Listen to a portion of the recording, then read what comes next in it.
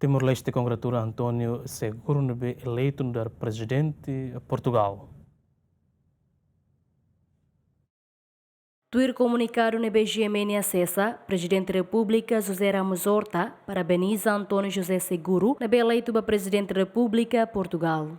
E a carta felicitação Presidente da República destaca laço clean histórico, cultural, no humano nebe aquecimento em Timor-Leste no Portugal. E a confiança que Presidente eleito António Seguro e a liderança, Portugal se continua a ralar o papel fundamental e a palco internacional. Chefe de Estado Mos considera Timor-Leste em compromisso metin a tua profunda relação excelente amizade, cooperação e solidariedade entre Timor-Leste e Portugal. Timor-Leste e Portugal partilha amizade histórico e da nebe hatur metin e a língua e a patrimônio cultural no e a laço nebe dura cleorona entre povo. Relação ida nebe diactebes durante a história naruk no hametin lutan a cooperação continua a nessa fonte se força bot ida e a parceria o em Lauren.